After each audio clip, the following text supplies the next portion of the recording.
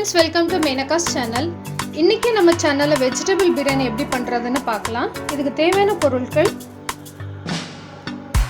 ஒரு ஸ்டார் அனீஸ், ஒரு 4 லவங்கம், ஒரு சின்ன துண்டு பட்டை, 2 ஏலக்காய், ஒரு மராட்டி மொக்கு, 2 பிரிஞ்சி இலை, 2 மீடியம் சைஸ் வெங்காயம் வந்து நான் நீளமா நறுக்கி வச்சிருக்கேன், 1 ஸ்பூன் இஞ்சி பூண்டு பேஸ்ட், 1 ஸ்பூன் நெய், 2 மீடியம் சைஸ் தக்காளி வந்து நான் கட் பண்ணி வச்சிருக்கேன், 1 டேபிள் ஸ்பூன் காரத்தூள், 2 டேபிள் ஸ்பூன் தயிர், சிறிதளவு கொத்தமல்லி, அப்புறம் வந்து நான் ஒரு பச்சை மிளகாய் வந்து எடுத்திருக்கேன்.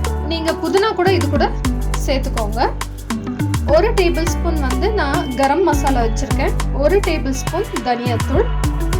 இதுக்கப்புறமா நான் வந்து அரிசி 1 கிளாஸ் அளவுக்கு பாஸ்மதி ரைஸ் வந்து 1.5 கிளாஸ் தண்ணியில் வந்து நான் அரை மணி நேரம் ஊற வச்சு வச்சுருக்கேன். அப்புறம் இதுக்கு தேவையான காய்கறி வந்து நான் எடுத்திருக்கேன். 50 கிராம் உருளைக்கிழங்கு, 50 கிராம் பீன்ஸ், 50 கிராம் கேரட், அப்புறமா கொஞ்சம் பச்சை பட்டாணி எல்லாமே வந்து நறுக்கி எடுத்து வச்சுருக்கேன். இப்போ எப்படி பண்ணுறதுன்னு பார்க்கலாம் வாங்க. இப்போ வந்து 1 டேபிள் ஸ்பூன் அளவுக்கு நெய் வந்து நம்ம இதில் ஆட் பண்ணிடலாம். ப்ரெஷர் குக்கரில் தான் வந்து நம்ம பிரியாணி எப்படி பண்ணுறதுன்னு நம்ம பார்க்க போகிறோம். இதுக்கப்புறம் 3 டேபிள் ஸ்பூன் அளவு ரீஃபைண்ட் ஆயில் வந்து நான் சேர்த்துக்கிறேன். நெய் சேர்க்கறதுனால பிரியாணியில் வாசனை நல்லாயிருக்கும். இப்போ 4 டேபிள் ஸ்பூன் அளவுக்கு நான் வந்து ரீஃபைண்ட் ஆயில் வந்து சேர்த்துருக்கேன். கொஞ்சம் எண்ணெய் சூடாகட்டும். அதுக்கப்புறமா வந்து நம்ம மசாலா எல்லாம் சேர்த்துக்கலாம்.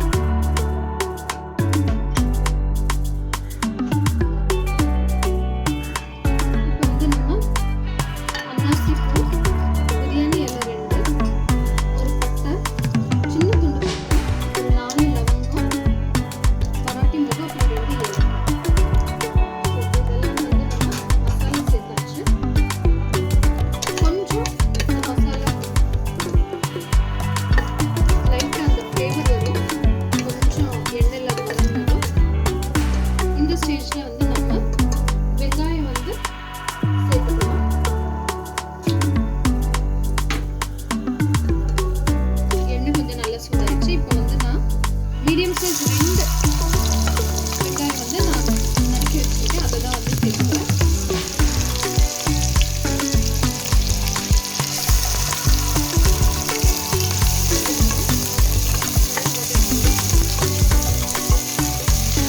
வெங்காயம் கொஞ்சம் கோல்டன் ப்ரௌன் ஆகும்போது இதில் கொத்தமல்லியும் பச்சை மிளகாய் வந்து நம்ம அடுத்து சேர்த்துக்கிறோம்.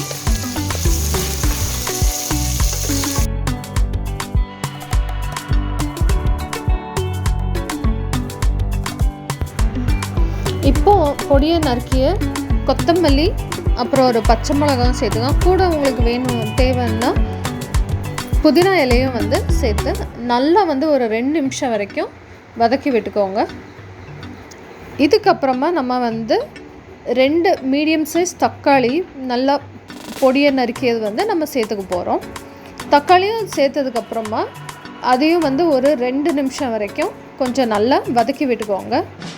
தக்காளி நல்லா சாஃப்ட் ஆனதுக்கப்புறமா வந்து நம்ம 1 டேபிள் ஸ்பூன் இஞ்சி பூண்டு பேஸ்ட் வந்து சேர்த்துக்கிறோம்.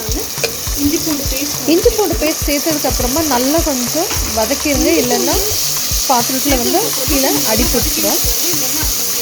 இஞ்சி பூண்டு பேஸ்ட் உங்களுக்கு அதிகமாக வேணும்னா கொஞ்சம் இன்னொரு டேபிள் ஸ்பூன் கூட நீங்கள் சேர்த்துக்கலாம். ஃப்ளேவர் வந்து ரொம்ப நல்லாயிருக்கும் பிரியாணியில். இப்போது 2 டேபிள் ஸ்பூன் அளவுக்கு தயிர் வந்து சேர்த்து போகிறோம்.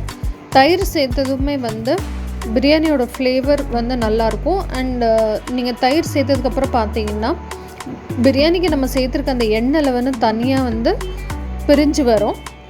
அந்த மாதிரி வரும்போது காய்கறியும் நம்ம சேர்க்கும் போது வந்து அந்த டேஸ்ட் வந்து நல்லாயிருக்கும் பிரியாணியில்.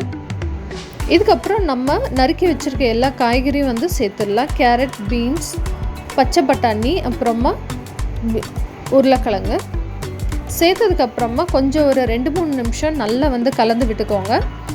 இதுக்கப்புறமா நம்ம வந்து 1 டேபிள் ஸ்பூன் அளவுக்கு உப்பு, 1 டேபிள் ஸ்பூன் கரம் மசாலா, அப்புறமா 1 டேபிள் ஸ்பூன் தனியாத்தூள் வந்து சேர்த்து நல்லா நம்ம ஒரு 5 நிமிஷம் வரைக்கும் காய்கறியை நல்லா வதக்கி விட்டுக்க போகிறோம்.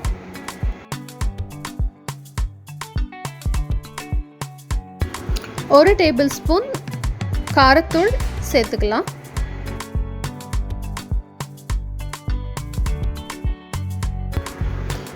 1 table spoon garam masala,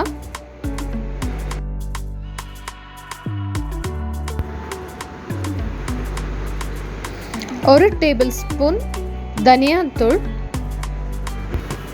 1 table spoon உப்பு. உங்களுக்கு அதிகமாக வேணும்னா கொஞ்சம் அதிகமாக சேர்த்துக்கோங்க. இப்போ எல்லா காய்கறியும் வந்து மசாலா எல்லாம் சேர்த்தாச்சு. நல்லா வந்து கொஞ்சம் ஒரு 5 நிமிஷம் வரைக்கும் நல்லா வதக்கி விட்டுக்கலாம். இப்போ நம்ம ஊற வச்சிருக்கிற பாஸ்மதி ரைஸ் வந்து இதோட சேர்த்துடலாம். நான் 1 கிளாஸ் பாஸ்மதி ரைஸுக்கு வந்து 1.5 கிளாஸ் தண்ணியில் வந்து அரை மணி நேரமாக ஊற வச்சுருந்தேன். அந்த அரிசி இப்போ வந்து நம்ம சேர்த்துடலாம். அரிசி சேர்த்ததுக்கப்புறமா வந்து கொஞ்சம் கொதிக்க விட்டுட்டு அதுக்கப்புறமா நம்ம குக்கரை மூடி வச்சிடலாம்.